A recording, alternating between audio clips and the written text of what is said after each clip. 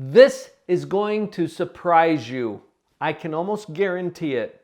And who even asks this? How do you have a good divorce?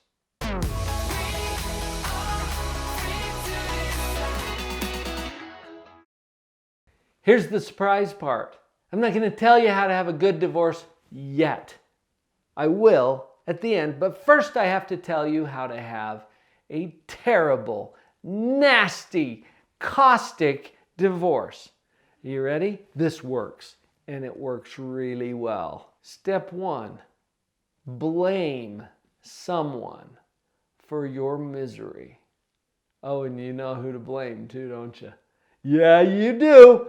It's not too hard to find that person to blame. You gotta blame them. Don't take any personal responsibility here. If you want to have a really nasty divorce, you gotta have an enemy, someone to blame. And you know, quite frankly, if you can't find it in your heart to really blame the person, then at least blame the circumstances, or blame the events, or blame the things that happened that totally destroyed your marriage.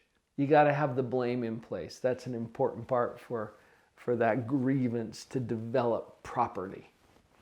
Step 2 in having a terrible divorce is to practice pride.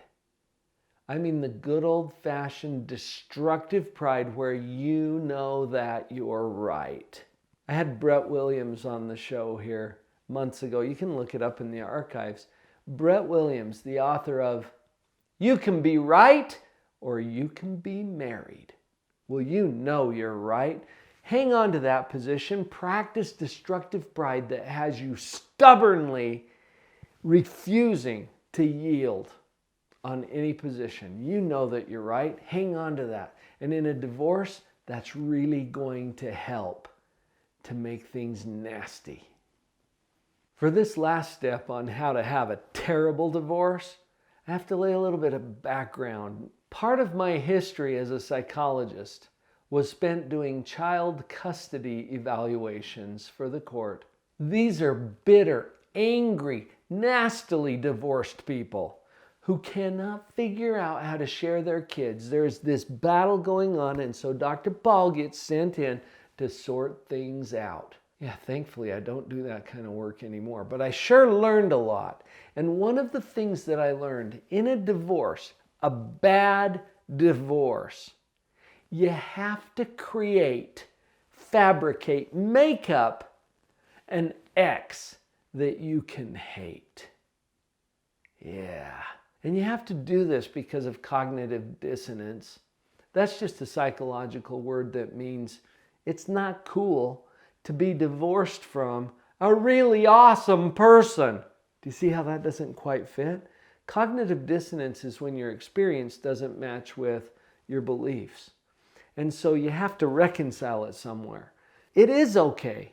It is okay to be divorced from a nasty, terrible, horrible, awful spawn of Satan sort of a person. And so you create one of those in your mind. You create an ex that you can hate. This makes the divorce so much worse. It's exactly what we're going for here, to have a terrible divorce. And it's really a case of identity theft, because the person you create in your mind isn't a real person, but this person has the name and face and identifying information that's the same as your ex-spouse. See? And this person, this imaginary person, stole their identity, and now you can hate that person. And this will drive your ex crazy too, because that's not even them, but they'll find themselves defending that person all the time. Awesome formula, right? Are we clear on how to have a terrible divorce? Now we get to the good stuff. As long as you're clear, because you know what? You get to choose what kind you're going to have. And if you want to have a terrible one, you do the things that I just said. Blame someone or something else for being where you are. Practice destructive pride because you know that you're right. And create or fabricate an ex in your own mind and imagination that you can hate forever. Sounds awesome, doesn't it? No, I set that up as a contrast because I want you to see it happening. And until you're aware of it, you don't have any control over it. So pay attention, please. I am not here to tell you how to think. I don't have that kind of authority. I just want you to see that you are. And that's one way to be totally miserable for the foreseeable future. Oh, and it gets expensive too. One of the families that I worked with spent over $300,000 US in their custody dispute. What if they would have spent that money on their kids instead? How much college and education can you get for 300 grand? Well, this is why I get so passionate about it. Now, what if you are on the divorce path, but you want to have a good divorce? How do we do that? Here's what it comes down to, folks. And I know this because of all the clinical experience that I've done over the past several decades in working with families, both in high conflict divorce situations and in high performance and high functioning families, which I also have the honor of working with. There are 9 principles. These 9 principles are guaranteed to make a marriage work. Well, guess what?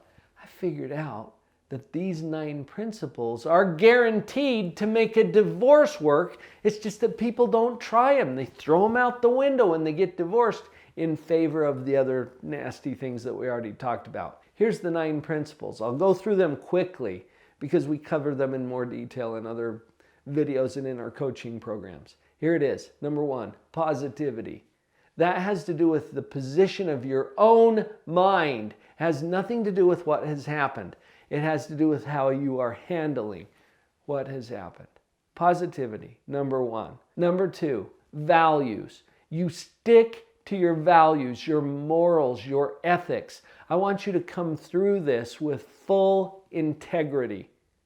And do not allow the conflict of a divorce to pull you off of center. You stick to your values. Number 3, humility. Remember, we talked about pride as part of how to have a terrible divorce. Well, humility is the antidote. Give up your need to be right in exchange for being open. Number 4, forgiveness. What? In a divorce? What if they don't deserve forgiveness? Has nothing to do with it. Forgiveness is a gift you give yourself. It's not that you have some magical, mystical power that you can actually forgive someone for something they did wrong. You don't have that kind of authority. Get off your high horse. Forgiveness is about you. It's about changing your heart and mind. It's about giving up your demand for a better past so that you can move forward with power. Forgiveness. Number 5, respect. I was running a group with juvenile delinquents in a correctional facility. One of the kids in the group pops off, "I respect those who respect me." And I'm thinking, oh wow, that's impressive. Like, who can't do that? It's easy to respect people who respect you. I'm talking about who you are at your core. Don't let go of that. You are a respectful person. That's why you're going to treat your ex with respect. It has nothing to do with whether they deserve it or not. This is about you. Respect. That's number 5. Number 6, love. Love is a choice. It even says so on the cover of my book, The Love Choice. I'm not talking about a feeling. Although love is associated with feelings, I'm talking about it as a choice. And the short version is, you have to fall on one side or the other. Every interaction you have with your former spouse is going to be either a loving interaction or a hateful one.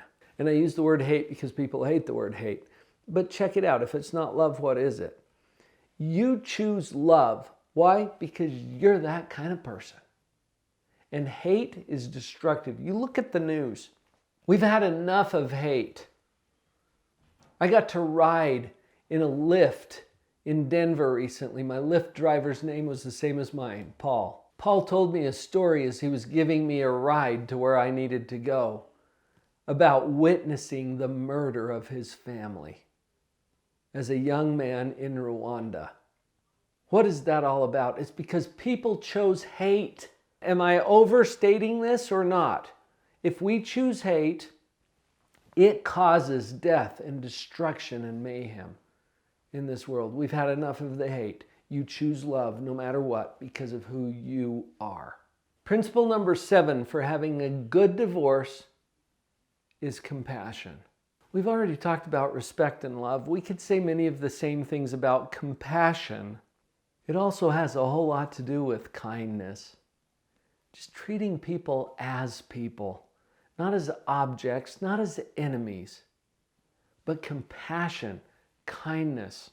Ties right into the love choice that we talked about earlier. Number 8, work. This is a law of the universe, people. Good things don't happen without work. In physics even, work is the process by which matter transforms. It has to go through some kind of process. It's going to be a little bit of work for you to create a good divorce. Don't shy away from it. Get some help if you need it. We've got some great coaches on our team that could help you personally with it.